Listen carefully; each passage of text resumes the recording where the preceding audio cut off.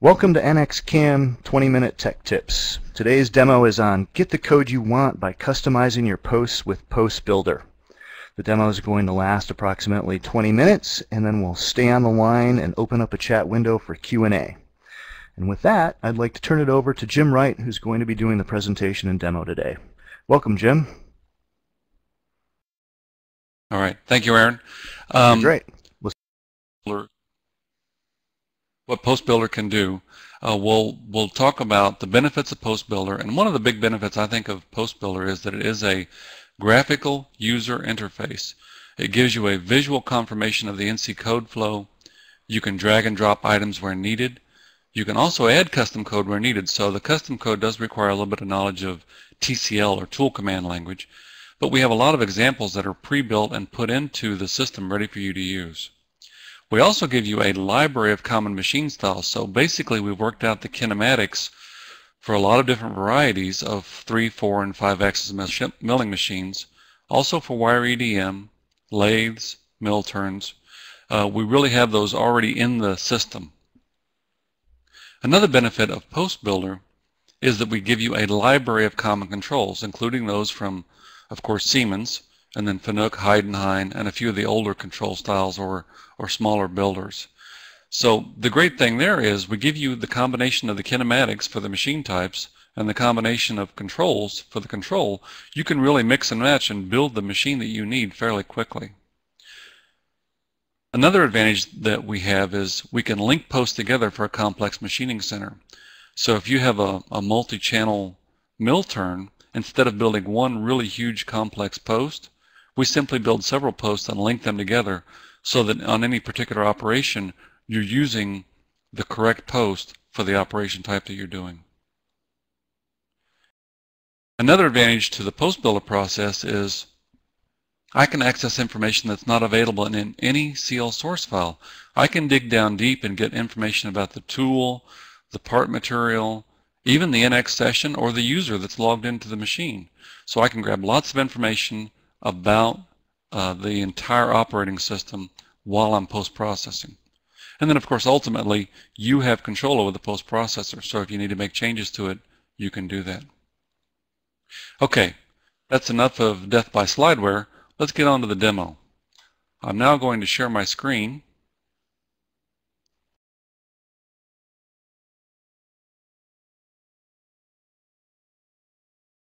Okay, Aaron, can I get a confirmation? Okay, good. So this is the Post Builder dialog here up in the top right-hand corner. There's not a lot to it until you've actually started to create a post. One thing I do want to turn on before I start a post is I want to go to Options, Backup Post. I want to make sure that Backup Every Save is on. It's a good idea when you're building a post to have plenty of backups, so I have one backup every time I save it. I can always delete them later on, but it's difficult to go back and redo some of the information that I've modified sometimes. So I'll make a new post. I'll choose File, New, and the system says, okay, what kind of post are you going to create? Well, I've got to give the post a name. I'll call it My Name 1, Jim 1. I can put in a description, but I'm going to create a 3-axis milling machine post, so I think that description is fine. I can decide the post output. I'm going to choose millimeters this time because I've done a lot of work lately in the metric system, so I'll choose millimeters. And then for the machine tool, I can build a post for a mill, a lathe, or a wire EDM. And as I choose one of those radio options, there's also a drop-down list available that allows me to further specify the type of mill that I'm going to build. So I can build a 3-axis mill, or perhaps it's a mill turn. We have 2 types of 4-axis machine kinematics available, and 3 types of 5-axis machines. Since this is a demo and I've only got 20 minutes, I'm going to use a 3-axis milling machine.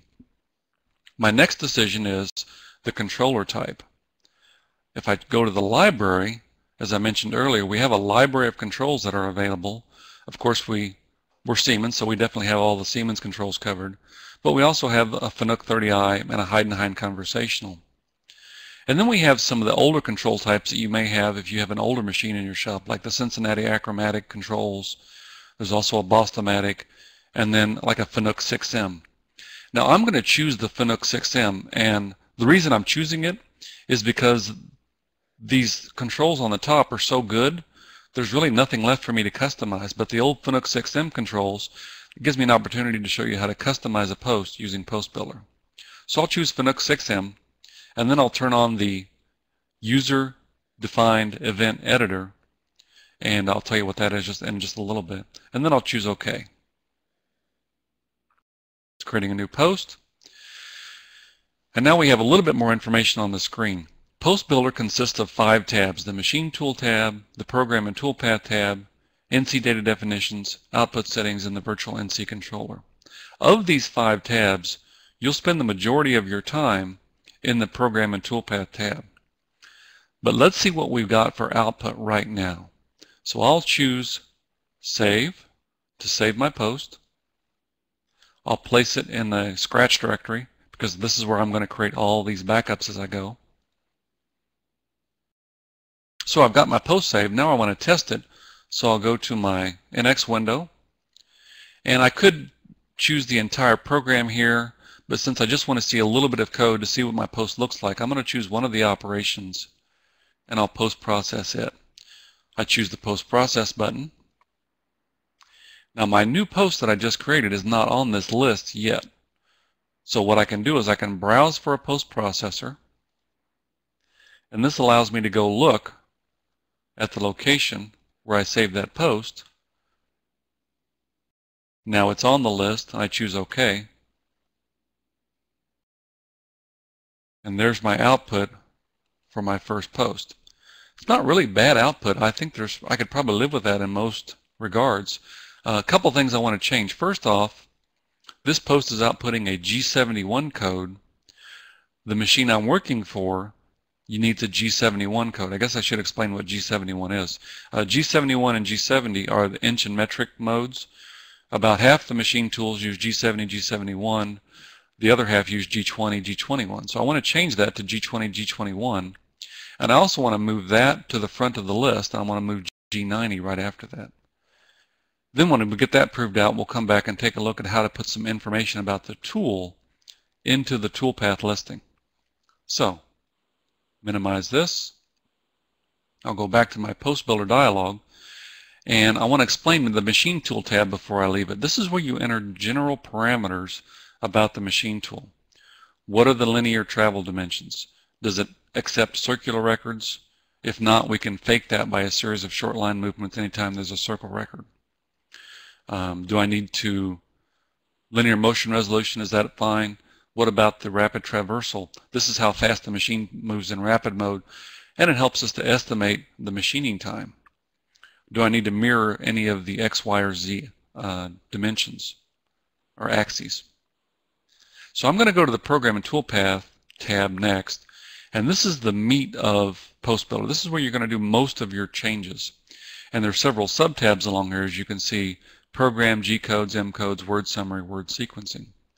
Well, the first thing I said I wanted to do was change the G-code for inch-or-metric mode. So I'm going to click on the G-codes tab.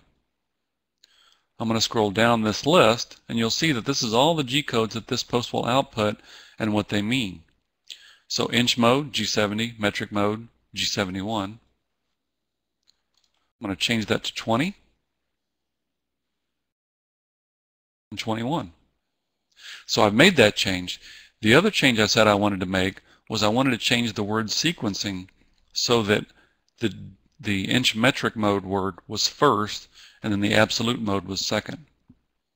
To do that, I choose word sequencing, and here's a list of all the different G codes, X words, all the M codes, anything that's available in this system, and the order it will be output. Now obviously all these G codes and X words and M codes are not going to be output on the same line, but if they are, this is the order that they will be output in. So the one I'm interested in moving is this last G code. Notice it already shows that it's been changed to the G21, G20 event. So I'll just grab this, move it right to the front, and you see that little blue line there? That indicates if I release mouse button 1 now, it will pop in right at the beginning of the list. If I were to do this, where it highlights that box, that means I'm going to swap positions. And I don't really want to swap positions, I just want to move it to the front. So I'll release it there. And I also said that I wanted G91 right after that. So I'll grab G90, move it to the next position in line, and then I never have a P code on my text, so I'm going to suppress the P code simply by turning it off there. By turning it off there, it is suppressed everywhere. I will never have a P code be output in my posted file. So let's check those changes. Save the post again. I'll return back to NX, and I'll post-process my file again. Notice that because I browsed for it before and I was successfully able to use it, I don't have to browse for it every time.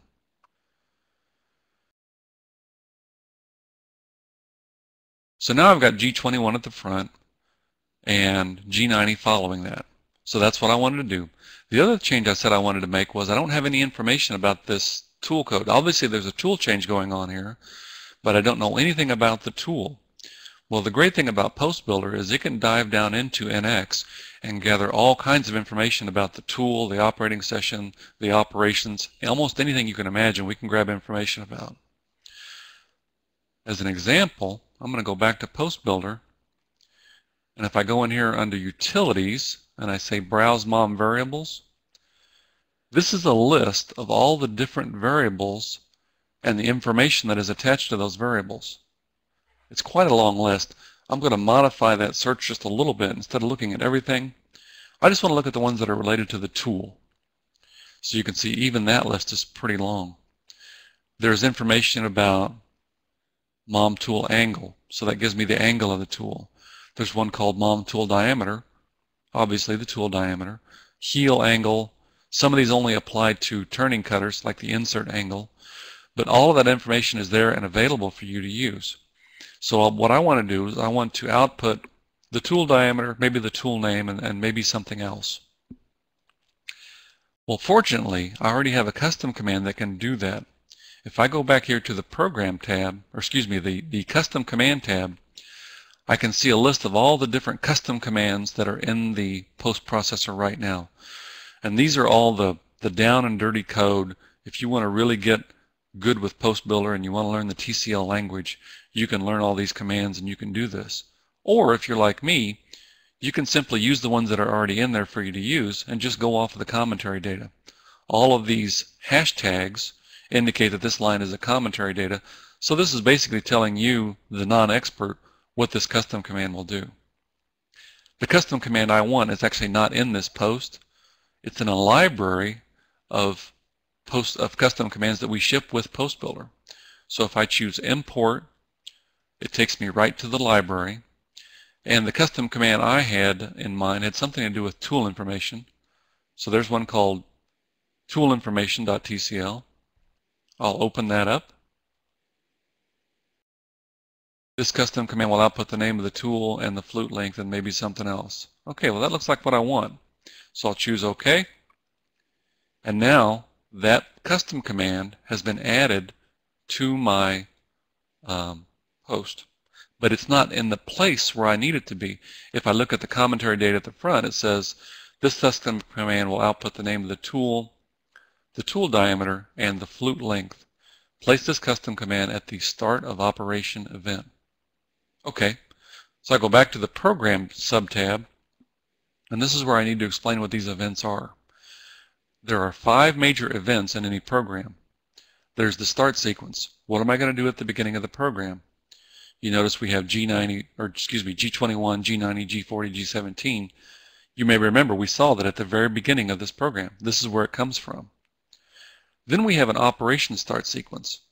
The operation start sequence will happen every time we encounter a new operation. In my example program, I have 10 operations. Therefore, I'll go through this operation start sequence 10 times. So this is a looping cycle where we go through the operation start sequence, the toolpath information, and then the operation end sequence until we've finished all the operations. Finally, we go to the program end sequence, and there's where we output code like in the program, turn sequence numbers off. So the custom command that I've imported said to place it at the operation start sequence, so I will do that. First, I'll find it on this list. There it is, PBCMD tool information. And then I'll grab this thing called add the block, and I'll simply drag it into place. Now you notice as I move this around that the little white line highlights or indicates where this custom command will go. I said I wanted this at the very beginning of the operation, so I'll just drop it in right there. Now I just want to take just a moment and look at some of this code. This is TCL code here.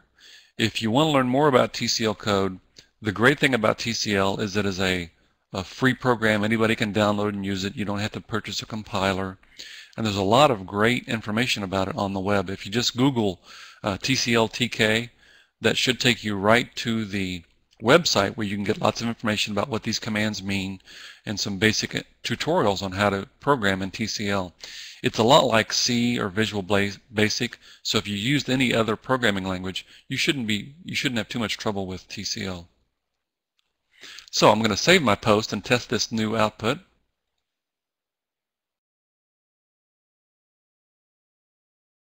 Post process again.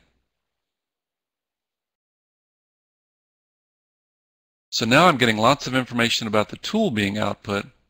About the only thing I don't like about this is it's still outputting the block numbers or the sequence numbers along with the commentary data. I don't like that. I want to get rid of that. So one more change I'm going to make. Before the tool information gets output, I'm going to add this block called, or this command I should say, called mom set seq off. And as you can probably imagine just by reading it, this command turns sequence numbers off. And the inverse of that would be set sequence on. I'll add that right after. Save this and test it again.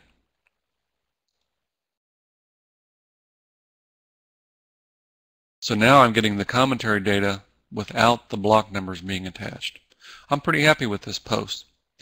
There's one more thing I wanted to show you though. We talked about user-defined events, but I didn't really explain what they are. So let me close this dialog and I'll go into this operation. And this is a typical face milling operation. There's nothing really all that special about it. Just a straight out of the NX face milling operation. So what I want to do is I want to add a new user-defined event to that. So how do I do that? Well, under machine control, there are start of path and end of path events. I'm going to edit a start of path event. And I'm going to look for one called sequence number. I'm going to add that event to this operation. And then I can specify some parameters for this. I'll say that I want to start numbering at 200. I want to increment by 5, and I want to do that for every line number. Now the great thing about that is this dialog, you think this is actually NX dialog, this actually comes from Post Builder.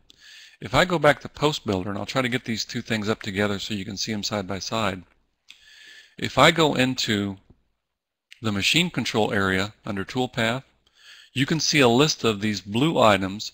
These are all user-defined events that have been created by Siemens for your use. Now these aren't editable by the user, but if I scroll down a little bit farther, you'll see that there are some green ones. These green ones are editable by the user, and you can also make your own. So if I come over here and do a mouse button 3, I have the opportunity to create a new machine control event. We've only got 20 minutes, so I don't have time to do that. But I do have time to compare an existing one, like sequence number. I'll choose Edit User-Defined Parameters. And if I push these two dialogues together, NX on the left, Post Builder on the right, you can see that these match completely. This dialog in NX actually came from the Post Builder dialog here. Status is active, status is active. Number type, number type, number increment frequency, number increment frequency.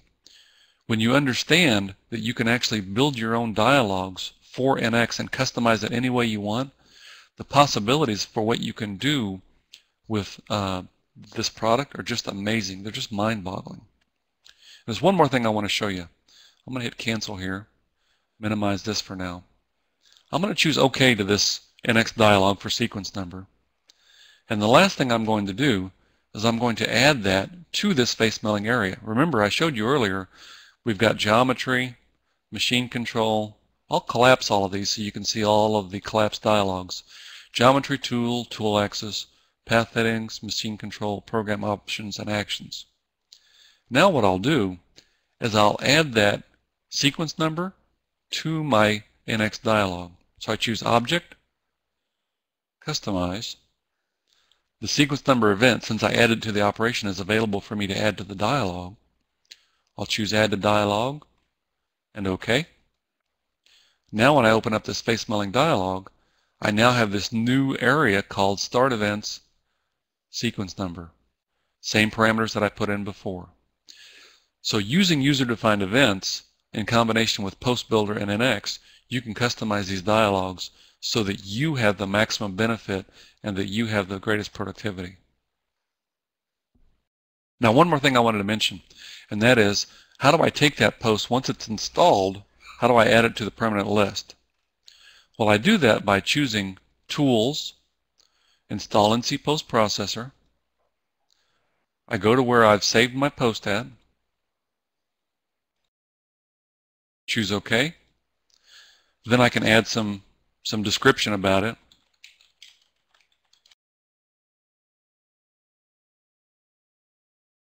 Determine where it's going to be placed at on the list and choose OK.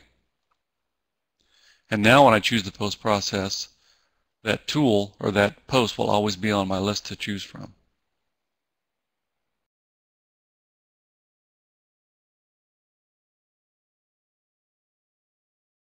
Okay, Aaron, I think I'm ready for you to take over.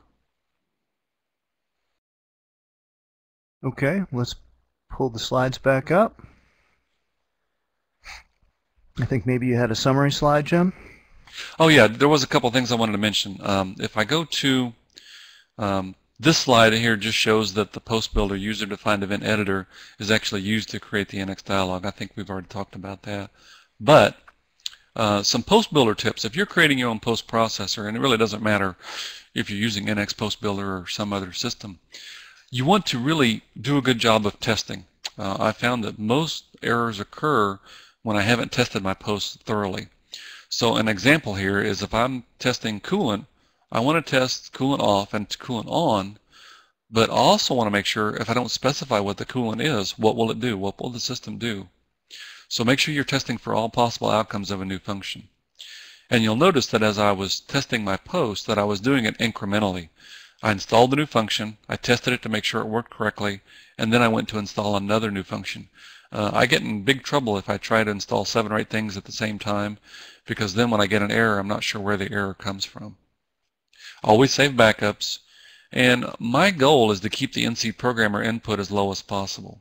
So while the user-defined events are really cool and I love to add them, if I can figure out a way to make the post understand how to turn something on or off, I'll do that instead of making another dialog or a button for the NC programmer to push. Okay, I think that's it from my side. Okay.